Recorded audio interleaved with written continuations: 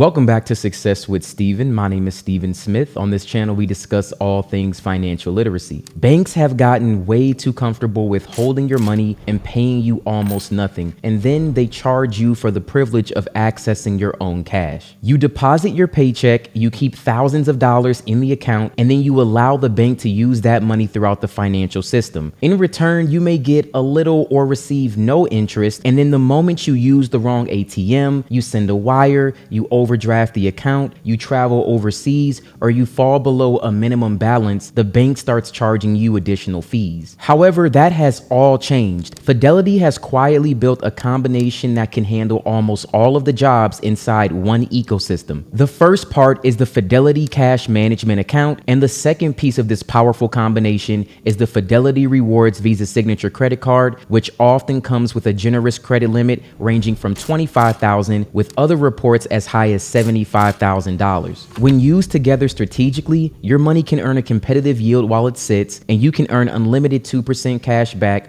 on every purchase that you make. This is not just another financial institution review. This is a complete money-making system that can be powerful enough to make you reconsider even your current credit union. I'm going to break down exactly how both accounts work, how using them together could help you make and save more money, and how the credit card may help you strengthen your credit profile when managed responsibly. We'll also cover the drawbacks that you need to know before signing up, along with the requirements for opening both accounts today. So without further ado, let's get right into the video. When I first started researching the Fidelity Cash Management account, it completely changed the way that I looked at traditional banking. The more I learned about it, the more that I realized that this single account could potentially replace almost everything you currently use for your bank today. What makes the Fidelity Cash Management account so interesting is that it's technically not a bank account. However, you can still use it to hold your money, receive direct deposits, pay bills, write checks, deposit checks from your phone, and make everyday purchases with a debit card. Fidelity will also reimburse eligible ATM fees worldwide,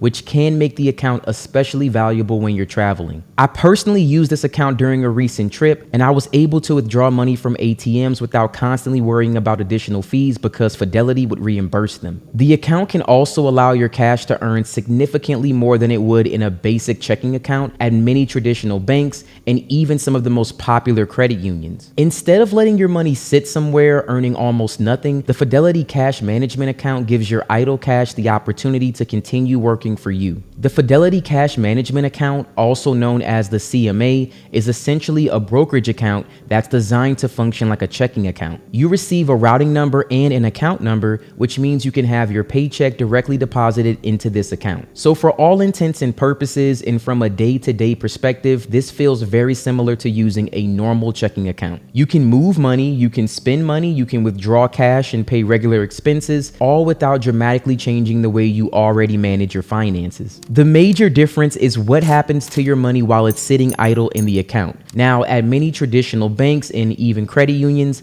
the money will sit in a checking account, earning little to no interest. Even some standard savings accounts pay extremely low rates unless you specifically open a high-yield savings account. With the Fidelity Cash Management account, your available cash is placed into what Fidelity refers to as a core position. The core position is essentially where your uninvested money is held until you decide to spend it, transfer it, withdraw it, or invest it. Instead of allowing that money to sit completely idle, the core position allows you to earn a competitive yield while still remaining accessible for your everyday expenses. Now, Fidelity gives you two main options for where the cash inside your cash management account can be held. The first is the FDIC Insured Deposit Sweep program, and the second is the Fidelity Government Market Fund, which trades under the symbol SPAX or SPAXX. SPAX is the higher yielding option, and as of July 24th, 2026, it had a 7-day yield of approximately 3.30%. That rate can change over time, but the most important thing is that your money can continue earning a competitive return while remaining available for everyday use. You're not locking your cash in a certificate of deposit or putting it somewhere that's difficult for you to access. Let's say you normally keep around $20,000 in your bank account between next month's expenses and your current emergency fund. If that money is sitting in a checking account earning just 0.01%,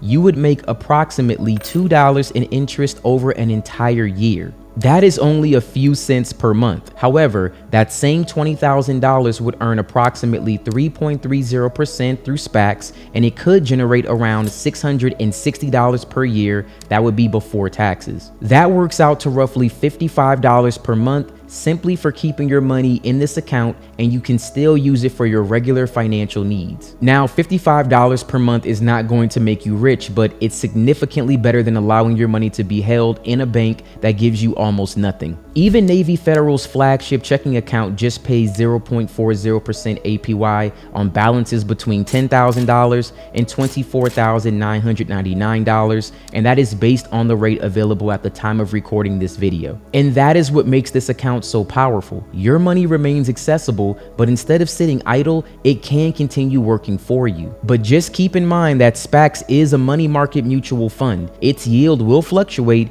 and it doesn't have the same FDIC insurance as the Fidelity separate deposit sweep program. FDIC insurance generally protects deposits held at member banks for up to $250,000 per depositor, per insured bank, and per ownership category. Because SPACs is a money market mutual fund rather than an actual bank deposit account, that specific protection does not apply. However, eligible assets held at Fidelity may be protected by the Securities Investor Protection Corporation, better known as SIPC. SIPC coverage is generally limited to $500,000 per customer, including a maximum of $250,000 for cash. It's important to understand that SIPC is not the same as FDIC insurance. SIPC doesn't protect you from normal investment losses or guarantee that an investment will maintain its value. It's designed to help return eligible customers' assets if a brokerage firm fails. SPACs is a government money market mutual fund that primarily invests in short-term government securities and other highly liquid investments. It's designed to maintain a value of $1 per share, so it's generally much more stable than investing in stocks. However, it's still an investment, it's a yield that can change, and it's not completely risk-free. For most people, the balance will appear and function very similarly to cash. You can spend it, you can withdraw it, you can transfer it, you can use it to pay your bills while continuing to earn this yield. However, if FDIC insurance is a requirement for you,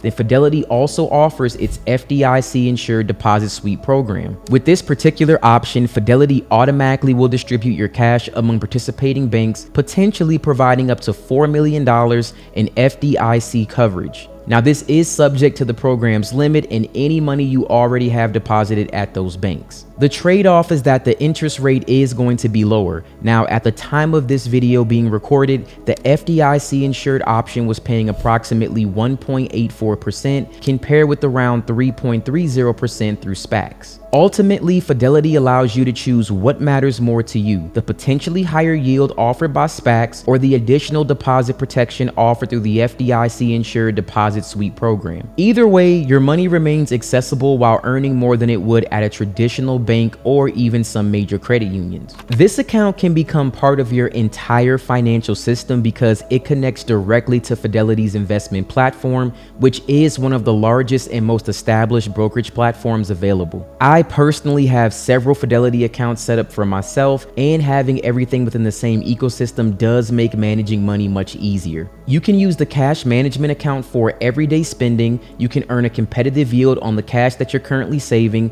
and then you can transfer money into your investment accounts without moving between multiple financial institutions. You can also automate the entire process. For example, your paycheck can be deposited into your Fidelity cash management account, and you can schedule recurring transfers into your Roth IRA or your taxable brokerage account or even your child's investment account. And I like this a lot because instead of waiting until the end of the month to invest whatever money you have left over, you can automatically invest as soon as you get paid. Now, for me, as someone who believes in automating as much of my financial life as possible, especially investing, this is one of the biggest advantages of using Fidelity. However, there are several important drawbacks that you should understand before opening the account or attempting to replace your current bank or your current credit union. The first limitation is that you cannot deposit physical cash directly into a Fidelity cash management account. If you normally get paid in cash, receive cash tips, or you need to deposit physical money, this probably can't be your only financial account. You could deposit that cash into a traditional bank or credit union account and then transfer it to Fidelity, but you're not able to walk into a location or use an ATM to deposit cash directly.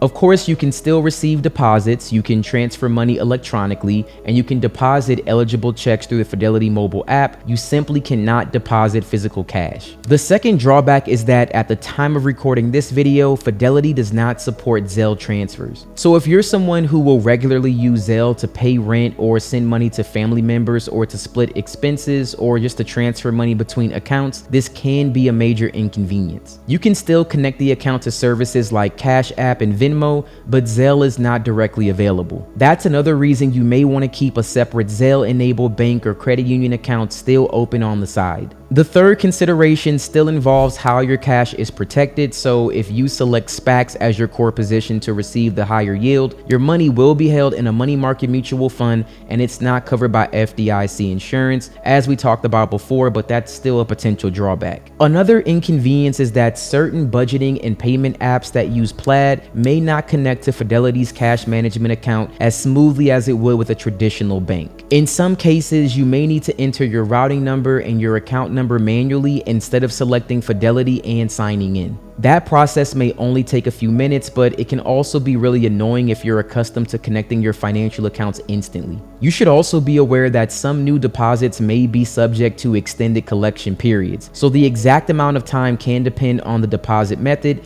and the size of the deposit and the history of the account. And for that reason, I would not recommend moving your entire emergency fund into a brand new account on the first day. You don't want to discover that your money is temporarily unavailable when you suddenly need it. I would say that the best approach is to start small, and once everything is working properly, you can gradually move your money over and you can update your direct deposit and even move part of your savings and potentially transfer your emergency fund after you understand how quickly all these deposits will become available. I also wouldn't necessarily close every bank account or credit union that you use because you may need to deposit cash, or you may need to rely on Zelle, or you may want to have access to physical branch or some other things that you may have at these institutions. And to sign up for a Fidelity cash management account is very straightforward. You must already be an existing Fidelity customer and you have to verify your personal information and then complete the online application. And the process is very straightforward. It's exactly what you would expect. You would enter all of your personal details like your social or your individual taxpayer ID, some employment information, of course, verify your identity, and that'll be it. The second half of this setup will be the Fidelity Rewards Visa Signature Credit Card. The card earns unlimited 2% cash back on eligible net purchases when rewards are redeemed into an eligible Fidelity account. There's no annual fee, there's no foreign transaction fee, and there is no quarterly category to activate, and there's no reward caps. Eligible destinations for the rewards will include many Fidelity brokerage and retirement accounts, like the cash management account,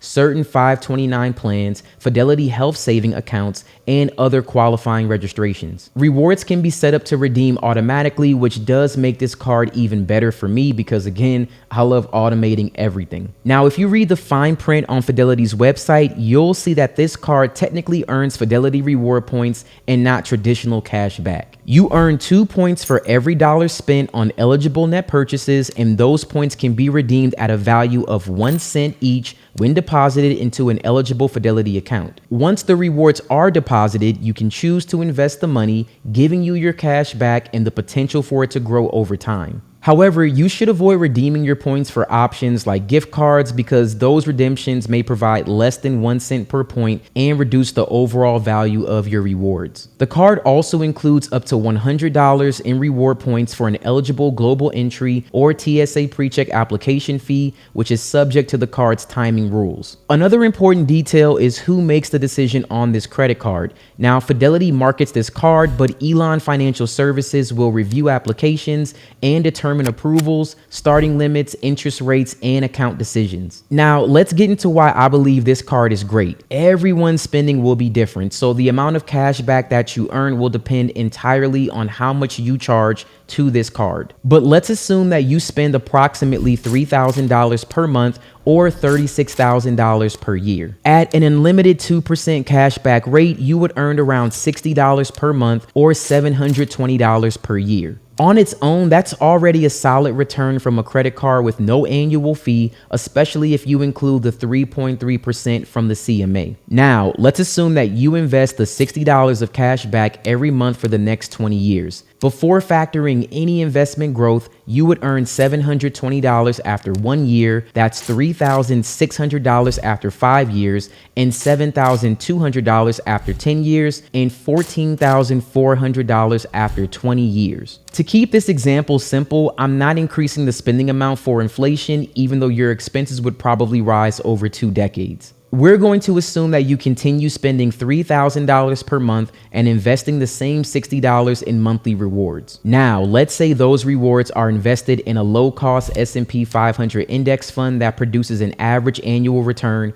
of 8%. Now, that return is, of course, not guaranteed, but that would give us a reasonable hypothetical example of what long-term compounding could potentially accomplish. After the first year, you would have contributed $720 in cash back, and you would earn approximately $27 for investment growth. That would leave you with around $747 in total value. Now, compare that with the $36,000 that you spent during the year. Your effective return would increase slightly from 2% to approximately 2.08%. The difference is small during the first year because your money has not had much time to compound. However, the longer those rewards remain invested, the more noticeable the potential growth will become. After 5 years, you would have earned $3,600 in cash back and approximately $809 in investment growth. That would give you a total of around $4,409. Now, if you compare that with the $180,000 that you spent during those 5 years, that would represent an effective return of approximately 2.45%. After 10 years, you would have earned $7,200 in cash back and approximately $3,777 from investment growth, giving you nearly $10,977 in total value. Compared with the $360,000 spent during that time period, your effective return would increase to approximately 3.05%. After 20 years, you would have earned $14,400 in cash back. However, the hypothetical investment growth would add another $20,941, leaving you with approximately $35,341. If you compare that with the $720,000 spent over those 2 decades, that would represent an effective return of approximately 4.91%. That is where this strategy starts to become really good because the credit card itself is still only earning 2% cash back. But consistently investing those rewards could potentially earn their total value into the equivalent of nearly 5% of your cumulative spending over 20 years. Now, let's bring this together, okay? Let's assume that you maintain an average cash balance of $20,000 once again between your bills, emergency fund, your savings, and your short-term financial goals. If SPACs maintain an averaged annualized yield of 3.27%, that $20,000 balance will generate approximately $654 per year, and that is before taxes. Over 20 years, that would equal approximately $13,080 in income from SPACs, assuming the yield remains unchanged and the earnings were not compounded. When you combine the estimated $13,080 generated from SPACs with the $35,341 accumulated from investing your credit card rewards, the system could generate approximately $48,421 over 20 years. You didn't need to manufacture your spending, you didn't need to pay an annual fee or manage several cards with rotating categories. You simply stopped allowing your cash to earn almost nothing, and you would redirect your existing purchases through an unlimited 2% card and consistently invest the rewards. Now, I want to be clear about something. Fidelity doesn't have a monopoly on investing cash back. You can do that with any credit card. You can invest rewards with almost any credit card, maximizing 3 to even 5% cashback categories. The Fidelity advantage for me is simplicity because it provides one unlimited reward rate, a direct path into the same ecosystem where you can stay and manage your cash and your investments. A complicated 5-card strategy may earn more money on paper, but it will not help you if you forget your categories, if you miss payments, if you overspend to earn bonuses, or if you never invest the rewards. In my opinion, the best financial strategy is often the one that you can consistently follow for, let's say, a 20-year period. Before wrapping up this video, let's discuss the data points that could determine whether or not you get approved for the Fidelity Rewards Visa Signature Card. Fidelity and Elan Financial Services do not publicly disclose a required minimum credit score or income. However, based on how Elan appears to underwrite its credit cards and the approval data points that are reported by other applicants, we can establish some realistic targets. The Fidelity Rewards Visa is generally marketed toward consumers with good to excellent credit, so I would consider a 720 FICO score or higher. That would be a strong target before applying. That does not mean that approval isn't possible with a lower score, but based on what the Elan financial approvals have been, I would say that maybe around a 680 would be the lower end that could get you approved, possibly for this card. A score of 720 or higher should put you in a stronger position, while a score of 750 or higher means that your credit score itself is less likely to be the reason for your denial. So again, you can still be denied, but it would less likely be because of your score if you were denied. Because you have to understand that having a high credit score does not guarantee that you will be approved,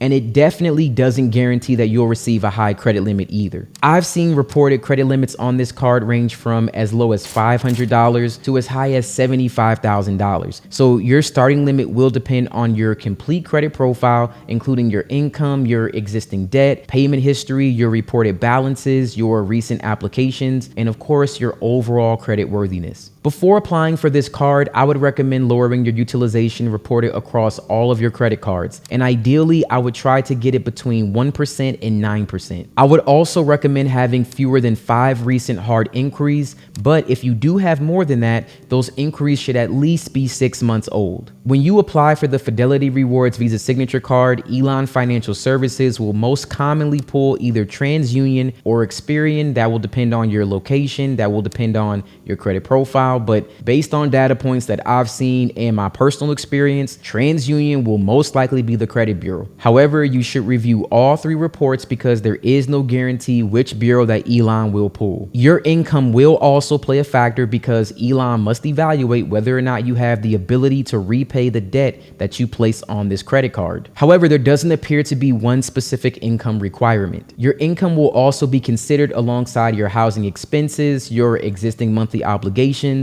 your credit history, and the amount of credit that you already have available currently. Before submitting your application, review all 3 credit reports, lower your report balances, and avoid applying for any unnecessary accounts. You want your profile to look as stable as possible when Elan reviews it. And if you have any inaccurate or negative information or high balances that are preventing you from getting stronger approvals, then I recommend that you check out Rising. Rising is an all-in-one credit improvement platform that gives you access to your credit reports and scores. It also shows you which item may be hurting your credit, and it helps you take action. You're able to create customized dispute templates, track responses from the credit bureaus, and use the auto mail feature to mail your disputes directly from the Rising website or the mobile app. Use Rising as your 90-day credit improvement system. It also includes the option to report up to 24 months of eligible rental and utility payment history. Now, this can potentially add positive on-time payments of up to 2 years of account age to your credit profile instantly. It's also very easy for you to get started. Once you sign up, you can watch the How to Use Rising tutorial video. That's going to walk you through the platform in about 7 minutes or less. Right now, you can access your credit report and begin using the platform through Rising's $1 7-day trial. There will be a link down in the description. There will also be a clickable link right here on screen. Finally, if you're approved for this card but you receive a low starting limit, use the card for your normal purchases. Just keep utilization low, pay the statement balance in full every month, and over time with responsible usage, this will help strengthen your credit profile and you will receive a higher limit. I want to thank you guys so much for watching this video. The Fidelity Cash Management account can challenge the idea that everyday money must sit in a traditional checking account and earn almost nothing. And the Fidelity Rewards Visa is is a simple, no annual fee, 2% cashback card, and together they create something very powerful. The question is not whether your current bank or credit union works. The question is whether it's doing enough for the amount of money and loyalty that you're currently giving it. If you guys enjoyed this video, please let me know in the comments below. Please like the video and share it with someone who may actually benefit from this information. And if you're going to check out the Fidelity Cash Management account, please let me know in the comments below. Also, let me know if you were approved for this credit card and what your experience has been so far. And if you feel comfortable with it, please drop your data points down in the comments below. That's going to help others in the community also know what they need to do in order to get approved for this credit card. And once again, thank you guys so much for watching. I truly appreciate it, and you have a wonderful day.